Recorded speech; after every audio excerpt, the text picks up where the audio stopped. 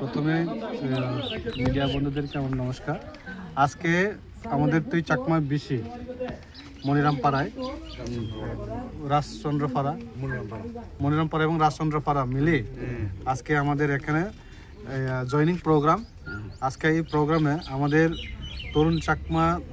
তরুণ কুমার চাকমার নেতৃত্বে ৩৬ family ৯১ voter, বিশেষ করে সিপিএম এবং বিজেপি ছেড়ে দীর্ঘদিনে তিনি সিপিএম সাথে যুক্ত ছিলেন। হ্যাঁ, তিনি আমাদের মহারাজা আইডিওলজি এবং মহারাজা আদর্শ নীতি তে সমর্থন করে আজকে আমাদের দলে সামিল হয়েছেন। আজকে আমি এই প্রথম আমাদের নির্বাচনের পরে আমাদের আগামী দিনের এই যে তুই চাকমা নারকেলকুঞ্জ এবং ঠাকুরসরা নয়, সারা রাইমাবিলি এবং ২৪ রাইমাবিলি প্রত্যেক দিন এখন থেকে শুরু হবে আমাদের জয়নিং প্রোগ্রাম এবং বিভিন্ন দল থেকে আসা শুরু হয়েছে।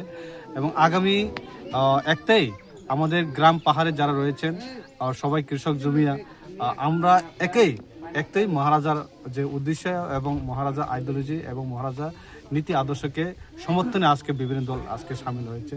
আমি তাদের পার্টির পক্ষ থেকে, আমি ব্যক্তিগত পক্ষ থেকে তাদেরকে স্বাগত জানাই, কারণ আমরা সবার জন্য দরজা খোলা আছে। আমরা যাতে এই এলাকা সবাই মিলে যাতে আমরা কাজ করলে যাতে আমাদের আগামী ভবিষ্যতের জন্য আমরা কিছু করতে পারি, এই আশা আকাঙ্ক্ষা আমরা সবার কাছে আমরা রাখি। এবং আমি আর একটা কথা বলবো, যারা যুবক এবং কৃষক এবং এখানে বিশেষ করে তুই চাকমা এবং কিছু কিছু মানুষ আমাদেরকে বিভ্রান্ত করে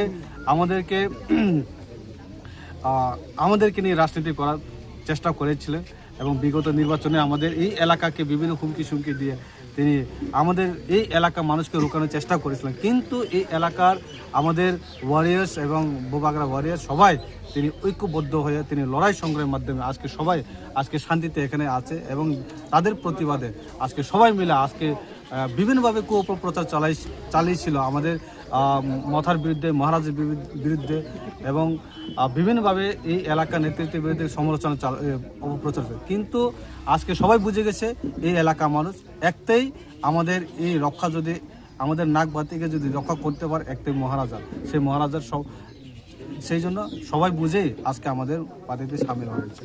ধন্যবাদ।